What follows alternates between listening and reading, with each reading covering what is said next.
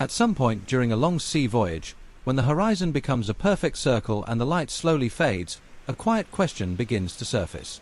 Where does a person sleep when the ground beneath them never stops moving? Not in a room, not on land, but on a structure that floats, creaks, and drifts through darkness. For most of human history, this question was not abstract or poetic. It was practical and unavoidable. Millions of people crossed rivers, seas, and oceans long before modern cabins or engines existed. Every night, they had to rest somewhere on wood soaked with salt, surrounded by water that hid both roots and dangers. We often imagine ancient sea travel as a series of dramatic moments. Storms, discoveries, battles, and brave captains standing at the helm. But most journeys were defined by long stretches of waiting and fatigue. Between sunrise and sunrise, the greatest challenge was not navigation, but simply enduring another night aboard a moving vessel. Sleeping aboard a ship was never about comfort. It was about necessity. Sailors, passengers, and workers learned to rest in shared spaces, among ropes, cargo, and unfamiliar bodies. Privacy was rare, silence almost non-existent, and darkness arrived filled with sounds that never fully disappeared. The sea had its own language at night. Waves struck the hull in uneven rhythms, wood expanded and complained, and wind slipped through rigging like a restless breath. Falling asleep meant accepting these sounds as normal, even when instinct suggested staying alert and listening closely. There was also a quiet sense of vulnerability. On land, sleep usually implies safety and stillness. At sea, closing one's eyes meant trusting others to watch the horizon and trusting the vessel itself to endure the night. For many, sleep became lighter, shorter, and carefully controlled. Yet despite fear, discomfort, and exhaustion, people did sleep. Empires depended on it, and trade routes survived because tired bodies found ways to rest. Over time, humans reshaped one of their most basic needs to fit a world defined by water, movement, and uncertainty. As night settles over the open sea and the ship continues forward without pause, the story begins with those earliest sailors who first dared to close their eyes while surrounded by darkness, waves, and the quiet presence of the unknown. Long before ships crossed open oceans, the first sailors hugged rivers and coastlines, rarely losing sight of land. Even then, the sea inspired caution rather than confidence. Water felt alive and unpredictable, a place where control weakened and unseen powers seemed to watch in silence, especially after sunset. For many early cultures, the sea was not empty space. People imagined it filled with spirits, gods, and shifting moods that could turn without warning. To sleep while floating above dark depths required more than tiredness. It demanded belief, ritual, or quiet resignation to whatever ruled below, out of sight. Night made familiar shorelines feel strange. Landmarks vanished into shadow, and the boundary between sea and sky blurred until direction became a guess. A small mistake could push a boat onto rocks or into reeds where it might splinter or stall. In that darkness, sleep became a risky bargain with navigation itself. Staying awake often felt like the safer choice. Darkness reduced visibility, and danger seemed closer when you could not see it coming. Those who rested rarely did so deeply. Sleep arrived in short intervals, shaped by anxiety and the expectation of being shaken awake without apology, then ordered back to work. There was also fear of never waking. Falling asleep on water carried symbolic weight, as if the body was offering itself to the sea. Some believed the soul wandered more freely during sleep, making it easier for outside forces to interfere. Rest meant trusting both timber and fate, and that trust was not automatic. Because of this, shared customs formed early. Someone was always partly alert, even while resting, listening for changes in wind or water. Others slept close together, finding comfort in nearby breathing bodies. Proximity softened the night, making darkness feel less hostile as the boat slid forward, steady and small. Before lying down, many performed rituals that looked simple but felt essential. A touched amulet, a whispered name of a god, a pinch of salt cast overboard. Even sailors who mocked superstition in daylight often repeated these gestures at night, because certainty was rare and fear was patient, and the sea kept secrets. Lying flat felt unnatural on a moving deck. Many preferred to sit or lean against wood or cargo, keeping their bodies ready to rise. Full sleep was postponed until exhaustion overcame resistance. When it came, it arrived lightly, like a fragile agreement made with the surrounding dark, never meant to last long. Sleep was shaped by practical problems as much as by belief. Where to wedge an or so it would not roll, how to keep a cloak dry enough to warm the body, which corner stayed least slippery. Each solution was learned by mistake, then copied quietly until it became habit, passed along without speeches. Even sound carried meaning. A gentle lap suggested calm, while a hollow slap hinted at wind turning. Crews learned to listen with half-closed eyes, waking to small changes without fully understanding how. In this way, sleep became a kind of hearing, not a clean escape from the world, but a watch with softer edges. Weather added another layer of tension.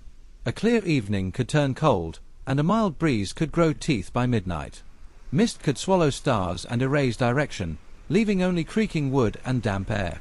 On such nights, sleep became even lighter, as if the sea might change its mind, and the crew would pay for it. Fatigue, however, demanded payment. After hauling, rowing, and steering, bodies insisted on rest regardless of fear.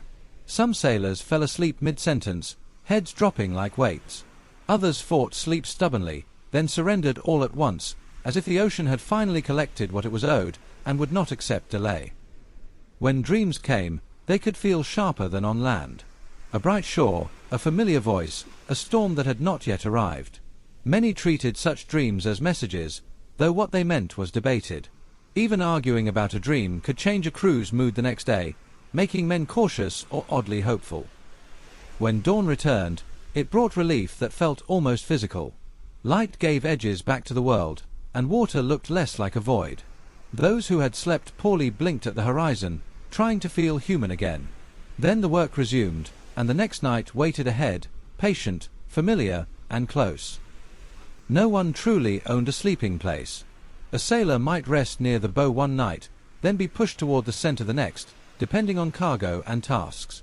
This constant shifting prevented comfort from becoming routine. It taught a simple lesson: rest was borrowed, never guaranteed, and you should not cling to it too tightly. Over time, repeated journeys transformed fear into routine.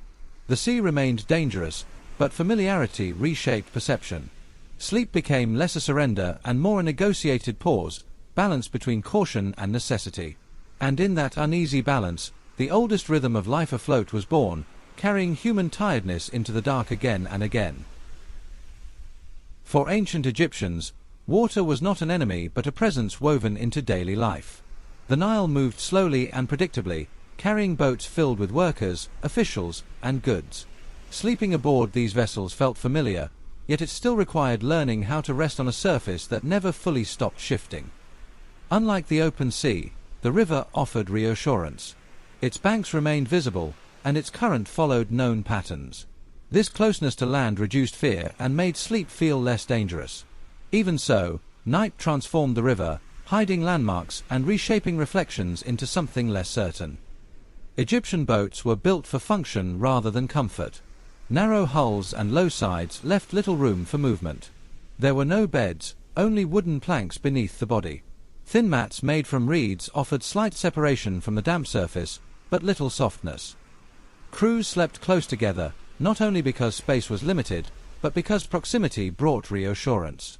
Bodies shared warmth and steadied one another against motion. Privacy had little value compared to the comfort of familiar breathing and the knowledge that others were nearby. Sleep was rarely long. Boats often traveled at cooler hours, meaning rest came in fragments between tasks. Someone remained alert, listening for changes in current or approaching banks. Even while resting, ears stayed tuned to the river's subtle signals. Dreams carried special meaning in Egyptian belief. Sleep was seen as a moment when the world of humans and gods touched lightly. Some welcomed sleep aboard boats, believing dreams could offer guidance or warnings. This belief softened fear and gave rest a sense of purpose. Cargo shaped sleeping positions. Sacks of grain, pottery, or stone blocks filled most available space. Sailors learned to wedge themselves into narrow gaps without shifting the load. Each position was chosen carefully, balancing rest against the risk of disturbing balance. Animals were sometimes carried alongside humans. Their presence added warmth but also noise and smell.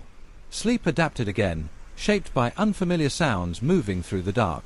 Over time, The body learned which disturbances mattered and which could be ignored. Night on the Nile felt different from day.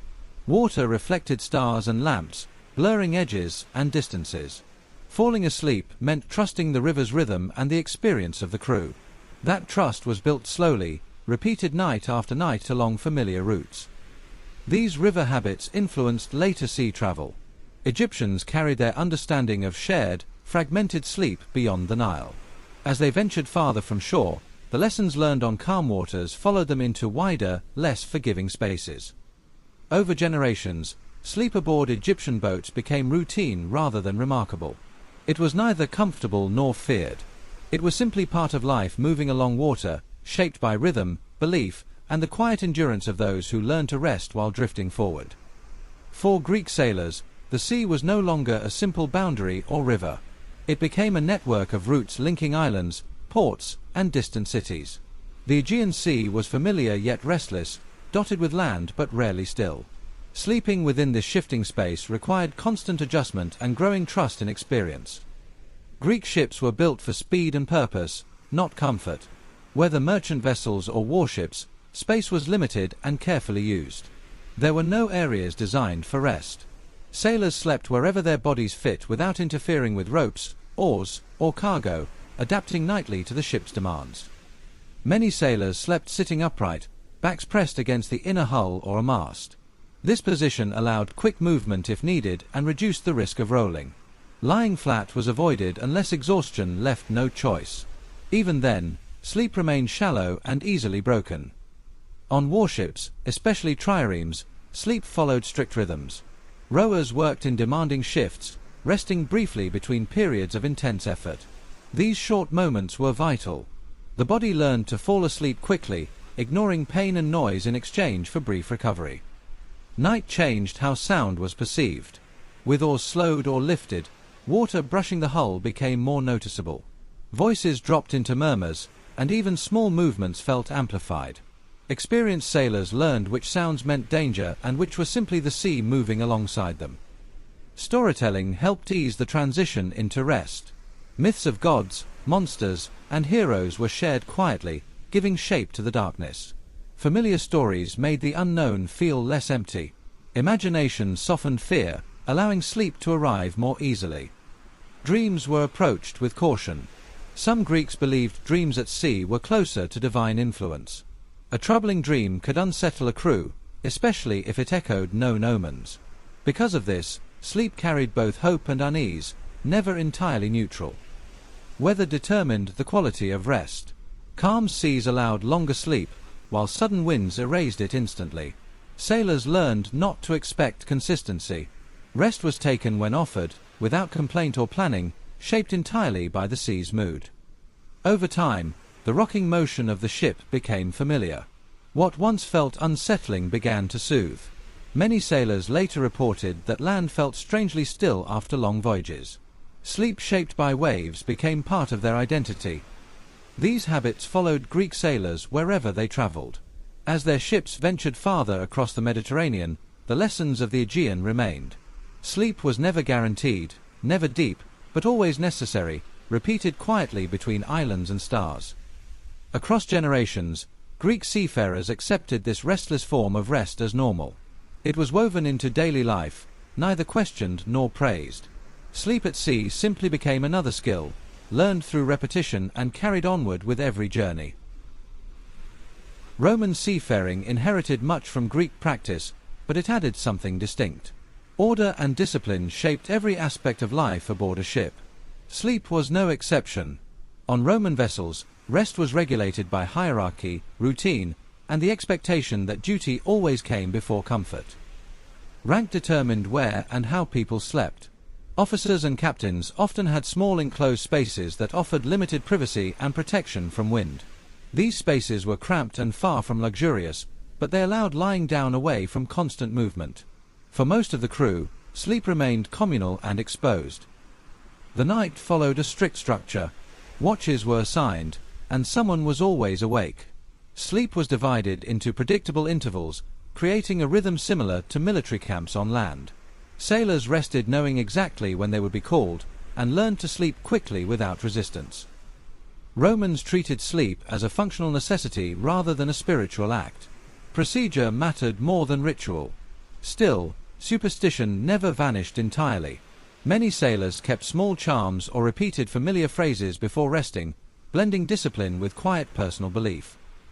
The physical environment offered little comfort. Wooden decks grew cold and damp after sunset. Cloaks served as blankets, and personal items were kept close. Sailors slept fully clothed, prepared to rise instantly if summoned by a call or sudden change. Noise never disappeared. Even during calm nights, ropes tightened and loosened, and hulls responded to pressure with constant sound. Experienced sailors learned to interpret these noises instinctively, waking only when something felt wrong rather than when something was merely loud. Endurance was valued deeply. Complaints about discomfort or lack of sleep were discouraged. Rest deprivation was accepted as part of service, especially during long crossings. Those who adapted earned respect, while those who struggled were quietly sidelined. Short coastal journeys allowed more regular rest. Longer routes demanded flexibility. Sailors slept whenever conditions permitted, regardless of hour. Day and night blurred together, measured not by light but by watches and commands.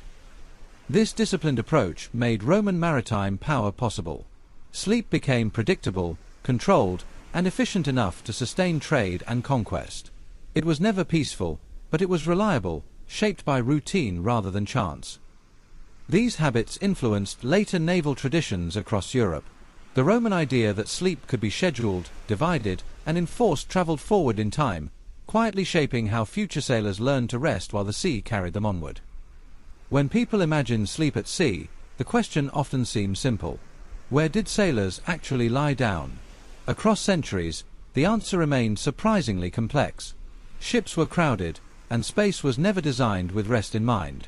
Sleep happened wherever it caused the least disruption to work and movement. The open deck was the most common place to rest. Exposed to wind and spray, it offered fresh air but little protection. Sailors lay beside coils of rope, near masts, or against the inner hull. Each position was chosen carefully to avoid blocking paths or being thrown by sudden motion. Below deck, conditions changed but rarely improved. Cargo holds were dark, narrow, and filled with goods. Sleeping near barrels, crates, or amphorae was common. These objects provided slight shelter, but they also trapped moisture, smells, and heat in uncomfortable ways. Some sailors preferred sleeping near the center of the ship, where movement felt less extreme. Others chose edges, finding the rhythm of waves easier to follow there. Over time, bodies learned which locations allowed rest and which almost guaranteed nausea or constant waking. Lying flat was often avoided. Many slept curled or partly upright, using sacks or bundles as support. These positions reduced rolling and made it easier to wake quickly. Comfort mattered less than stability and readiness in an environment that never fully settled. Animals frequently shared sleeping spaces.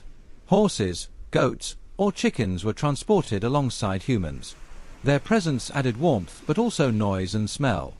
Sleep adapted again, shaped by breathing, shifting hooves, and unfamiliar sounds moving through the dark. Weather dictated sleeping choices each night. Calm conditions allowed rest in open areas, while rain or cold pushed sailors closer together. Shelter was improvised behind cargo or structures. Flexibility became essential, as the ship's interior never stayed the same. There was no concept of personal territory. Sleeping spots changed constantly, depending on cargo, duty, and weather.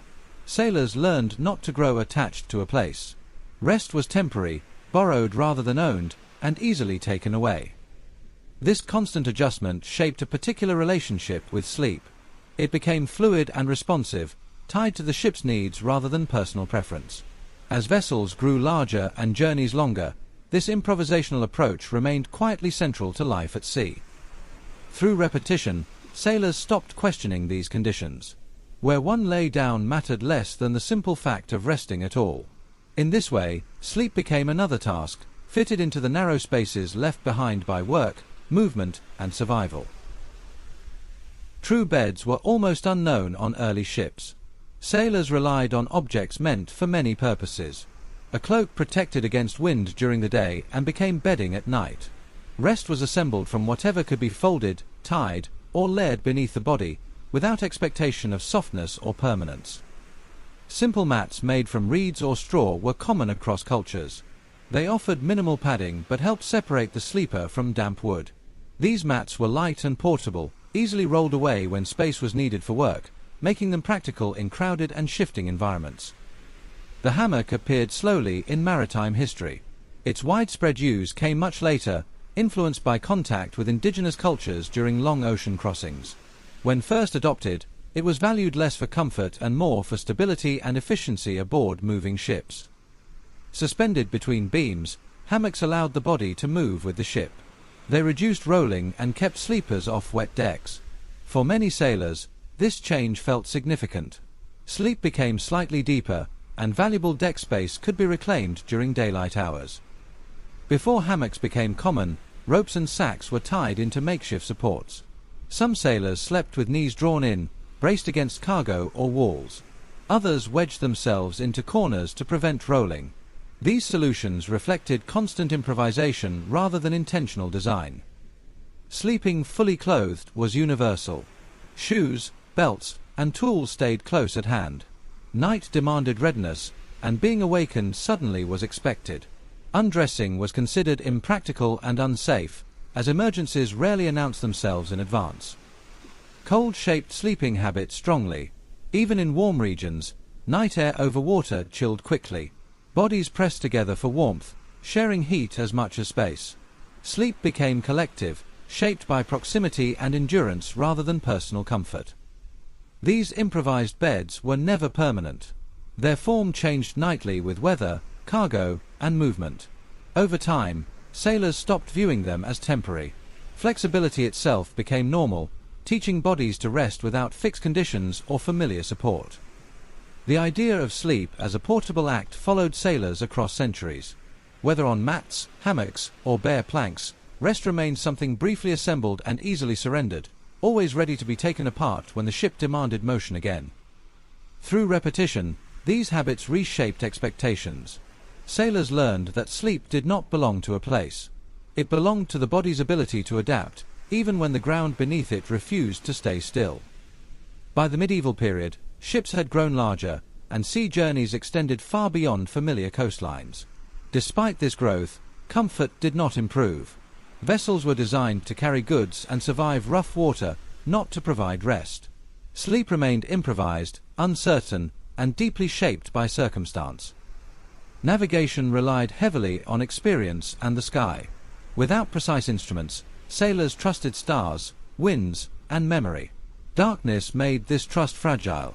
A small error at night could alter a course dramatically by morning, and this knowledge followed sailors into their attempts at rest.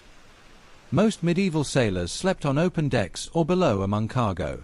Straw, spare sails, or coils of rope offered slight padding. Enclosed cabins were rare and reserved for captains or wealthy travelers. For everyone else, sleep happened in shared, exposed spaces. Light was scarce at night. A single lantern might glow faintly, casting shadows that moved with the ship. Shapes appeared and vanished as the vessel rocked.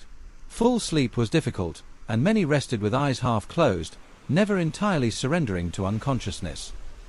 Religion shaped how sailors approached sleep. Prayers were common before nightfall, and certain hours were avoided by the superstitious. Some believed sleeping too deeply invited misfortune. Others trusted faith to protect them while unconscious, finding comfort in familiar words repeated quietly.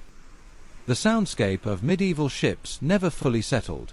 Wind pressed against sails, rigging tapped rhythmically, and water struck the hull in uneven patterns. Over time, these sounds became familiar enough to soothe rather than alarm, though sudden changes still triggered waking.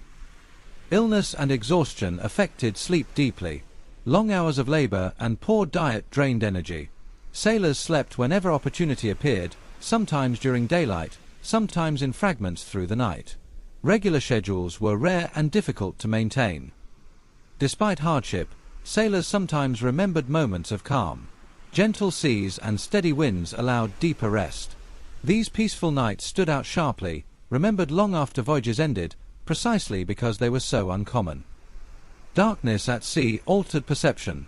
Familiar routes felt strange, and imagination filled unseen spaces. Sleep became a fragile agreement with uncertainty, entered carefully and without expectation of comfort or duration.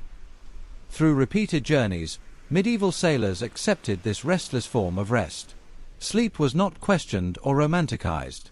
It was endured, adjusted to, and woven into daily survival, night after night beneath uncertain skies. These habits carried forward into later centuries. As ships grew larger and routes expanded, the medieval experience of broken, shared sleep remained a foundation for life at sea, shaping endurance long before the age of global exploration began. Long sea voyages rarely allowed uninterrupted sleep. Nights were broken by watches, shifting weather, and constant movement.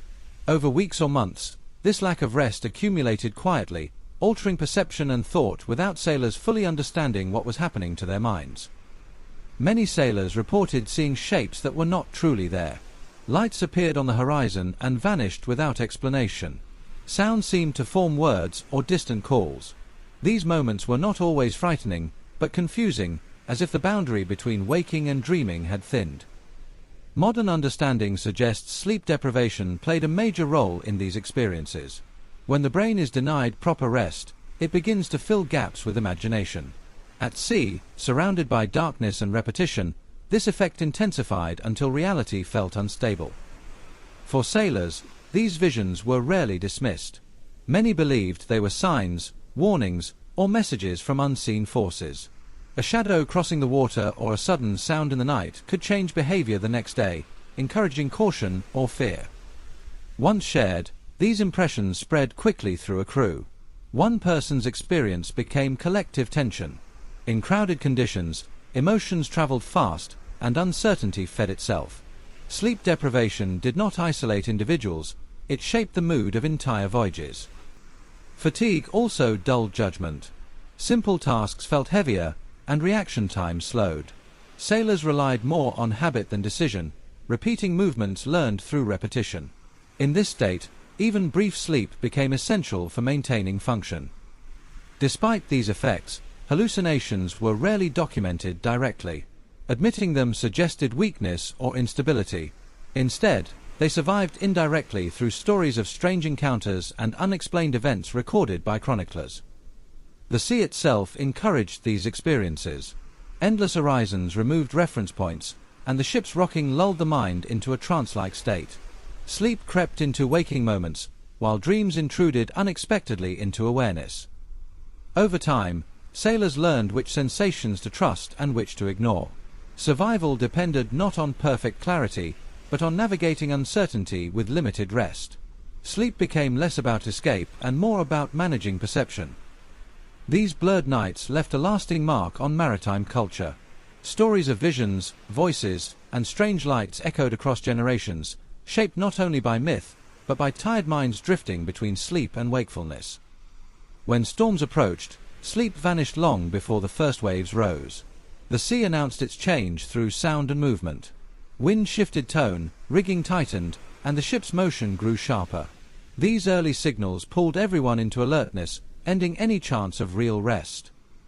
During storms, night lost its boundaries. Darkness mixed with spray and noise, creating a continuous state of strain. Sailors worked in rotation, securing sails, adjusting course, and bailing water. Even those not directly engaged remained awake, bracing themselves against sudden shifts. Sleep, if it came at all, arrived in seconds stolen between tasks. A sailor might close his eyes against a beam, only to be shaken awake moments later. The body learned to accept this fractured rest, gathering strength in brief and imperfect pauses. Fear intensified exhaustion. Each wave felt unpredictable, and the ship groaned under pressure. Falling fully asleep was unthinkable. To rest too deeply meant risking being caught unaware when action was needed most, and hesitation could cost lives. Storms often ended abruptly. The sea calmed, leaving behind a strange and heavy silence. In these moments, exhaustion collapsed into deep, uncontrolled sleep. Sailors lay where they stood, bodies surrendering without concern for comfort or position. This post-storm sleep was heavy and disorienting. Dreams were rare or forgotten. The body reclaimed what it could, even as the ship continued forward. Waking afterward felt unreal, as if time itself had slipped unnoticed. These nights remained vivid in memory. Storms were recalled not only for danger, but for the tension that erased sleep entirely. Rest became something fragile, easily stolen by wind and water, and deeply valued when it returned. Over time, sailors learned to respect this pattern. Calm invited rest, storms demanded endurance. Sleep followed the temperament of the sea, teaching those aboard that it was never guaranteed, only temporarily allowed. The rhythm of these sleepless nights shaped maritime endurance. Bodies learned to function without rest, knowing recovery would come later. In this way, storms trained sailors as much as calm seas ever could. Long after the storm passed, its effect lingered. Sleep returned cautiously, lighter at first, as if the body remembered how easily it could be taken away again. The sea moved on, and so did those who had learned to endure its anger. Sleep at sea rarely felt neutral. Dreams were often vivid, shaped by movement, sound, and lingering fear. Many sailors believed that dreams on water carried greater meaning than those on land, as if the sea itself influenced what the mind revealed during the night. Certain dreams were considered dangerous. Dreaming of calm water could suggest stagnation, while falling or drowning was seen as a warning. These interpretations varied by culture, but the belief that dreams mattered was widespread and deeply rooted among maritime communities. Nightmares spread unease quickly. A sailor waking in distress could unsettle those nearby. Stories of troubling dreams were often kept quiet, shared only with trusted companions. Words spoken at night felt heavier, capable of shaping mood and expectation. Superstitions formed around sleep itself. Some avoided lying in certain directions, while others refused to sleep at specific hours. Small objects like coins, knots of rope, or worn charms were kept close, believed to offer protection during unconsciousness. Prayers before sleep were common. Even those who claimed little faith often repeated familiar words at night. Sleep was viewed as a temporary surrender, and asking for protection felt practical rather than symbolic, especially when the sea offered no certainty. Dreams sometimes found their way into ship logs or personal journals. Historians debate how seriously these accounts should be taken. Some reflect genuine belief, others the effects of exhaustion and fear combined into memorable images. Regardless of explanation, dreams influenced behavior. A troubling dream could encourage caution the next day, while a reassuring one might lift morale. Sleep shaped decisions beyond the night, quietly guiding actions under the sun. Over time, these beliefs blended into routine. Sailors learned which dreams to share and which to ignore. Sleep became part of the voyage's shared language, echoing through whispered interpretations as the ship continued across dark water. These customs traveled between cultures and centuries. Even as navigation improved, superstition around sleep endured. Dreams remained one of the few experiences sailors felt they could not fully control, and therefore treated with respect. In this way, sleep at sea became more than rest. It was a space where fear, hope, belief, and exhaustion met. Each night added another layer to a tradition shaped by water, darkness, and the human need to understand what arrives when the eyes are closed. When ships began crossing open oceans during the Age of Discovery, sleep faced a new challenge. The sight of land vanished for weeks or months at a time. Without familiar coastlines, nights felt deeper and more isolating, and rest became an even more fragile achievement. Transoceanic ships were larger, but they were crowded with people, supplies, and animals. Space remained limited, and sleeping conditions changed little. Hammocks slowly became more common, yet many sailors still slept on open decks or among cargo below. Time itself seemed to dissolve at sea. Days blended together, measured by routine rather than scenery. Sleep followed work schedules instead of natural rhythms. Sailors rested when allowed, often ignoring whether it was day or night. The length of these voyages forced bodies to adapt. Sleep became shorter but more efficient. Many sailors learned to fall asleep within minutes, even amid noise and motion.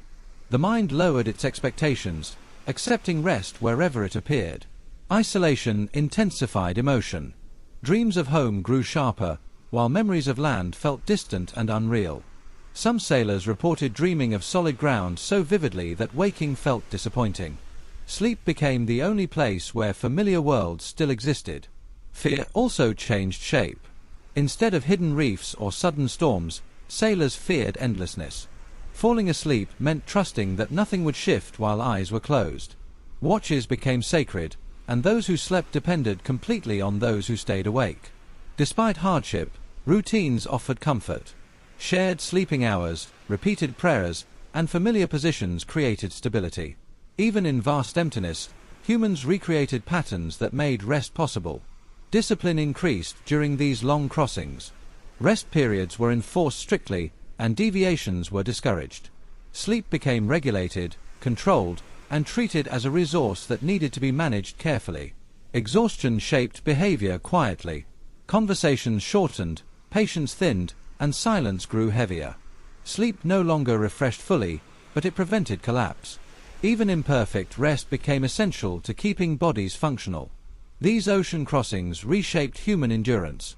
Sleep adapted to distance, repetition, and uncertainty. As ships pushed farther across the globe, rest remained flawed but necessary, quietly sustaining journeys that would change the course of history. Over long voyages, sailors discovered that the human body could be trained to rest under almost any condition. Noise, motion, cold, and discomfort slowly lost their power to prevent sleep. What once felt unbearable faded into background sensation through repetition and necessity. Sleep shortened but became more intense. Instead of long nights, sailors learned to rest in fragments. 10 minutes gained value, and half an hour felt generous. The body adapted by entering deeper rest more quickly, skipping the gradual descent most people expect. This ability was never taught directly. It emerged quietly from routine. Repetition reshaped instinct, and the mind learned that rest might not return soon. When the opportunity appeared, the body accepted it immediately, without hesitation or preparation. Experienced sailors slept through sounds that startled newcomers. Shouting, shifting cargo, or nearby movement failed to wake them. Only specific changes, like altered wind or an unusual silence, pierced their rest, pulling them back into alertness. This adaptation carried a cost. Chronic fatigue weakened bodies over time, and small injuries healed slowly. Mood shifted unpredictably, and patience thinned. Still, efficiency mattered more than comfort. Those who could not adapt struggled to endure long journeys. Many sailors did not consider this resilience admirable. It was simply how life at sea reshaped the body. Sleep became functional, stripped of ritual and expectation, shaped entirely by the environment rather than personal preference.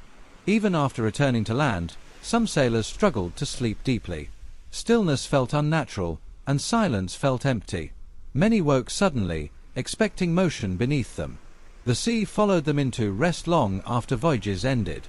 This transformation revealed something fundamental about sleep. It was not fixed or fragile. It bent under pressure, adapted to environment, and reflected the demands placed upon it. At sea, the body learned this lesson quickly and never fully forgot it. Over generations, this adaptability became part of maritime identity. Sailors expected broken rest and trained their bodies accordingly. Sleep was no longer tied to comfort or safety, but to survival, repetition, and the steady demand to endure movement. In this way, the sea became an unintentional teacher. Through countless nights of drifting and waking, humans discovered how flexible rest could be when necessity removed every alternative. Life at sea was shaped by hierarchy, and sleep followed the same divisions. Rank determined where a person rested and how much protection they received from wind, noise, and movement. Even at night, authority remained visible through access to rest. Officers and captains often had small enclosed areas. These spaces offered limited privacy and shelter from the elements. They were narrow and uncomfortable, yet they allowed lying down away from constant traffic. For many sailors, this separation was deeply felt. Common sailors slept in open, shared areas. Their resting places changed nightly, shaped by duty and available space. Exposure to weather and noise was constant. Sleep remained light and easily broken, shaped by expectation rather than comfort. Passengers experienced a mixed reality. Wealth offered better placement, but unfamiliar motion often erased any advantage. Seasickness, anxiety, and noise disrupted rest. Many discovered that privilege did not guarantee sleep on water. Resentment sometimes grew quietly. Watching officers disappear into protected spaces sharpened awareness of inequality. Complaints were rare, but tension lingered. Sleep became a visible symbol of power, distributed unevenly across the ship. Officers did not always sleep well. Responsibility followed them into rest. Many woke at small changes in sound or motion, knowing decisions might be demanded instantly. Their isolation carried a different kind of weight. These differences shaped shipboard culture. Enduring harsh conditions earned respect among sailors, even without authority. Shared hardship created bonds, while separation reinforced structure and discipline. Over time, crews accepted these divisions as unavoidable. The sea did not erase hierarchy. It exposed it nightly, through who lay sheltered and who lay exposed. This imbalance influenced morale and endurance. Those denied deep rest adapted or suffered. Sleep became another currency aboard ship, traded for duty, rank, and survival. Despite inequality, the voyage continued. Night after night, the ship carried everyone forward, reminding them that rest, like power, was never shared equally at sea. Sleep at sea became far more difficult when the body was unwell. Long voyages weakened resistance, and illness spread easily in crowded conditions. Fevers, infections, and lingering sickness followed sailors into the night, turning rest into another challenge rather than relief. Injuries were common aboard ships. Ropes burned skin, heavy objects crushed fingers, and sudden movement caused falls. Sleeping meant finding a position that hurt slightly less. Pain rarely disappeared. It simply dulled enough to allow brief and fragile rest. Seasickness disrupted sleep deeply. Nausea came in waves, often worse at night when movement felt stronger. Many sailors slept sitting upright or near the ship's edge, waking repeatedly. Rest became shallow, interrupted, and physically draining. There was little separation between the sick and the healthy. Groans, coughing, and whispered discomfort filled the darkness. Privacy did not exist, and suffering was shared silently. This constant exposure reshaped how sailors viewed pain, as something expected rather than exceptional. Medical knowledge offered limited relief. Simple remedies were tried, but sleep remained the most trusted healer. Even short rest was believed to restore balance. Sailors clung to sleep whenever it appeared, regardless of discomfort or fear. Exhaustion eventually overpowered pain. Bodies surrendered despite injury or sickness, reminding sailors that rest was not about comfort but survival. Sleep arrived suddenly, even in suffering, when the body demanded it. These nights left lasting impressions. Many remembered them more vividly than calm ones, as moments when endurance was tested quietly. Sleep became a measure of how much the body could bear while still drifting into unconsciousness. Over time, repeated hardship normalized this struggle. Sailors expected to rest through pain and learned how to endure it. Sleep did not remove suffering, but it made continued movement possible. In this way, illness and injury reshaped the meaning of rest. Sleep became less a refuge and more a necessary pause, allowing bodies to continue functioning within an environment that rarely offered mercy. Through countless difficult nights, sailors learned that even imperfect rest could carry them forward, one painful breath at a time. Ships carried more than sailors alone. Women, children, pilgrims, merchants, and people with no experience at sea often found themselves sleeping aboard moving vessels. For them, rest was shaped less by routine and more by fear, unfamiliar sounds, and a constant sense of instability. Passengers rarely understood ship rhythms. Sudden shouts, commands, and creaking would disrupted any attempt at calm. Sleep arrived late and lightly, broken more by anxiety than by work. Many lay awake listening, unsure which noises signaled danger and which could be ignored. Space was even more limited for non-crew members. Sailors claimed priority near functional areas, leaving passengers to corners or spaces among cargo. Children slept pressed against adults, learning quickly that comfort was temporary and movement unavoidable. Women often tried to create small routines. Arranging belongings carefully, whispering prayers, or rocking gently with the ship's motion helped restore a sense of control. These rituals offered psychological stability, even when physical comfort remained out of reach. Fear accompanied sleep closely. Unlike sailors, passengers did not trust their ability to respond in emergencies. Closing one's eyes meant surrendering control completely. Many slept only when exhaustion overcame vigilance and worry. Illness affected passengers strongly.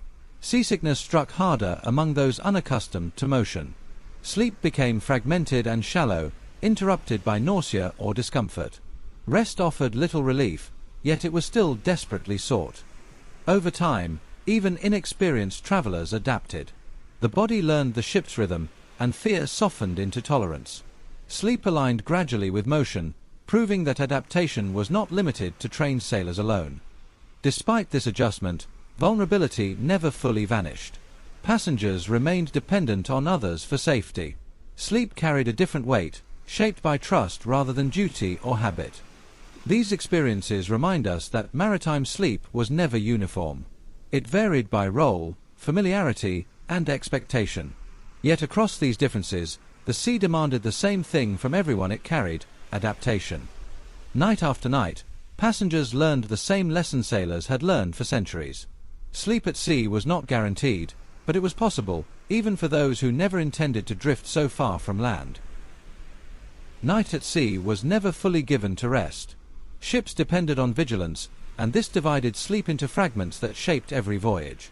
Someone always remained awake, watching the horizon and listening for subtle changes that could signal danger or opportunity. Sailors slept knowing they would be called without warning. A bell, a shouted name, or a hand on the shoulder could end rest instantly. Because of this, the body learned to hover close to wakefulness, never sinking too deeply into sleep. This pattern altered how time was experienced. Nights were no longer continuous stretches of darkness. They became sequences of brief rest and sudden alertness. Days lost clear boundaries, measured instead by watches and repeated duties. Despite disruption, watches brought structure. Knowing when rest would come, even briefly, offered reassurance. Sailors measured endurance not by hours slept, but by how well they could function between awakenings.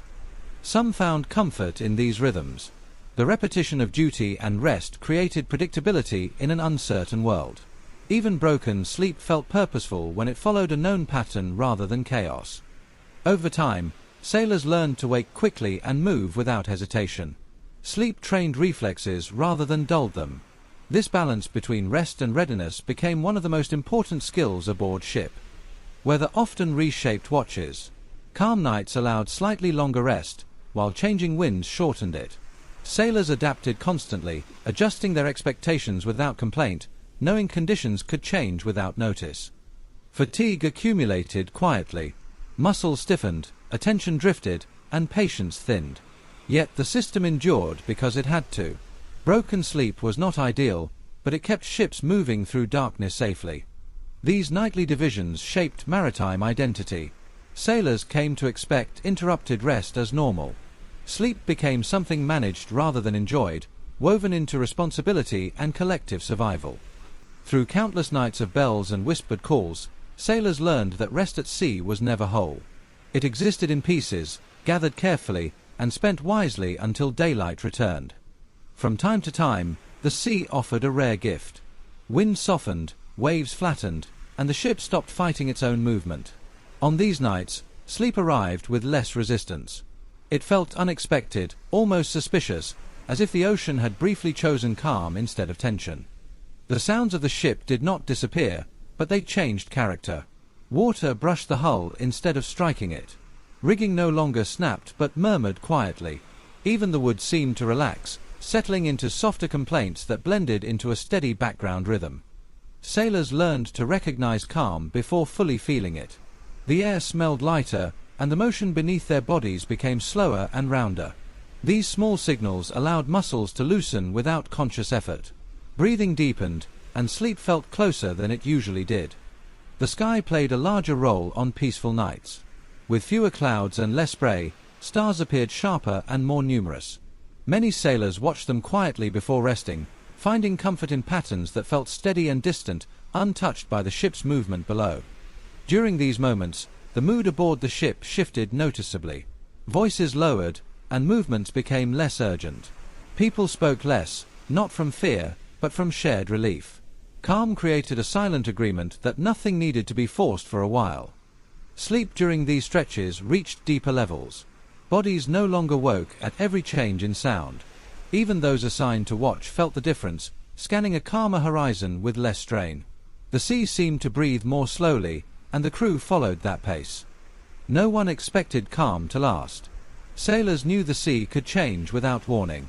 Because of this, peaceful moments were taken carefully, without celebration. Rest was gathered quietly, like water held in cupped hands, never assumed to be permanent. Many later remembered these nights more clearly than storms. Not the danger, but the quiet stayed with them. The gentle rocking, the cool air, and the feeling of drifting beneath stars created memories that outlasted fear.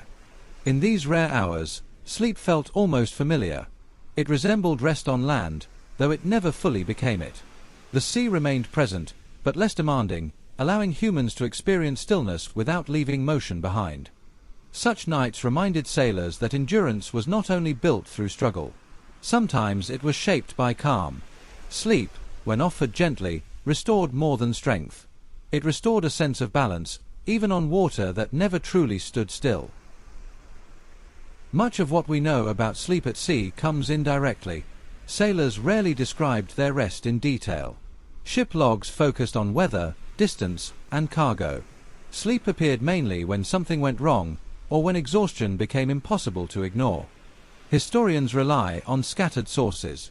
Letters sent home, travel accounts, religious writings, and later memoirs provide fragments rather than clear explanations. From these pieces, patterns are inferred, shaped by comparison rather than complete descriptions of nightly life aboard ships. Some elements are widely accepted. Ships were crowded, privacy was rare, and sleep was often broken. Beyond these points, experiences varied greatly by era, culture, and individual. What felt normal to one sailor could feel unbearable to another. Modern understanding also influences interpretation. Concepts like sleep deprivation and psychological adaptation help explain historical accounts, but sailors themselves lacked this language. Their descriptions reflected belief, fear, and habit rather than scientific explanation. Legends further blur the picture. Stories of visions, prophetic dreams, and supernatural encounters appear repeatedly. Historians debate whether these accounts reflect belief, exhaustion, or a mixture of both. Separating experience from interpretation remains difficult. Silence in the records is meaningful as well. The lack of complaint suggests hardship was expected. Sleep was not considered remarkable enough to describe unless it failed completely. Endurance was assumed, not documented. Even with uncertainty, a consistent impression remains. Sleep at sea was rarely comfortable, never central, yet always present. It existed quietly between tasks, storms, and watches, supporting life aboard ships without drawing attention to itself. This incomplete picture reminds us how easily everyday experiences disappear from history. Sleep shaped maritime lives profoundly, even when it left few written traces. What survives is a shadow of routine, inferred rather than recorded. By accepting these limits, historians approach the subject carefully. What we know is partial, and what we assume must remain tentative. Yet within those gaps lies a clear truth. Humans learned to rest on water long before they fully understood how. Sleeping at sea did more than keep sailors functional from one day to the next. Over time, it quietly reshaped human endurance. Bodies adapted to shorter rest, minds adjusted to uncertainty, and tolerance for discomfort increased in ways rarely required on land. This adaptation was not deliberate or heroic. Sailors did not think of themselves as training. They responded to necessity.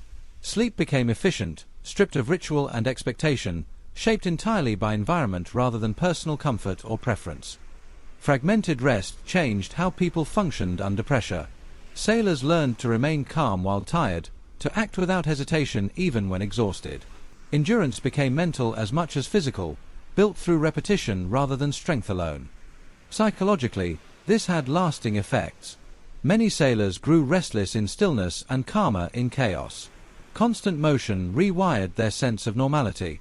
Sleep no longer required silence, only a familiar rhythm that signaled safety. Historians suggest this endurance supported long-distance trade and exploration. Ships, navigation, and maps mattered, but so did human adaptability. Journeys succeeded because people learned how to survive nights that offered little true rest. This endurance came at a cost. Chronic lack of sleep weakened bodies over time, and many sailors aged quickly or died young. Adaptation allowed survival, but it rarely allowed comfort or long-term health. Despite this cost, the pattern repeated across generations. Each new sailor learned the same lessons. Sleep became functional rather than restorative, valued not for how it felt, but for how long it allowed work to continue. Elements of this adaptation remain visible today. Night shifts, emergency work, and endurance professions echo maritime sleep patterns. Fragmented rest, learned efficiency, and tolerance for fatigue all trace back to environments where sleep was never guaranteed. Through countless drifting nights, humans discovered that rest was flexible.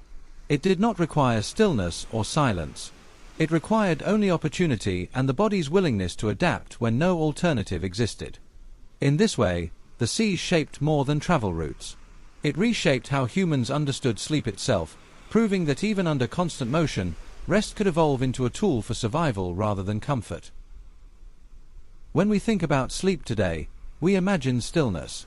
A bed that does not move, walls that remain quiet, and ground that stays solid beneath us. For most of human history at sea, sleep meant something very different. It happened on shifting wood, under open skies, surrounded by motion and sound. Sailors did not wait for ideal conditions. They rested when allowed, where possible, and only as long as the sea permitted. Sleep became lighter, shorter, and deeply practical. It was less about comfort and more about survival, shaped by necessity rather than choice or preference. Across centuries and cultures, the pattern repeated quietly. Bodies adapted, and minds lowered expectations. What once felt unbearable slowly became normal through repetition. The sea taught humans how little was truly required to rest, as long as rhythm replaced stillness. Even in darkness and uncertainty, people found ways to close their eyes. Trade routes endured, journeys continued, and distant shores were reached because sleep, however imperfect, never fully disappeared from life at sea. Rest adjusted itself to motion instead of resisting it. Many sailors later struggled to sleep on land. Silence felt unfamiliar, and stillness felt wrong. The body remembered rocking, creaking wood, and the presence of others nearby. Sleep itself had been reshaped by water and time, lingering long after voyages ended. Somewhere far from shore, a ship still moves through darkness. Wood complains softly, waves repeat their quiet rhythm, and the horizon remains unseen. Just as they have for thousands of years, tired bodies find a way to rest, even when the world beneath them refuses to stand still. In this quiet truth lies the legacy of sleep at sea. Humans do not rest because conditions are perfect. They rest because adaptation makes it possible. And in motion, uncertainty, and darkness, sleep continues to follow, patient and enduring.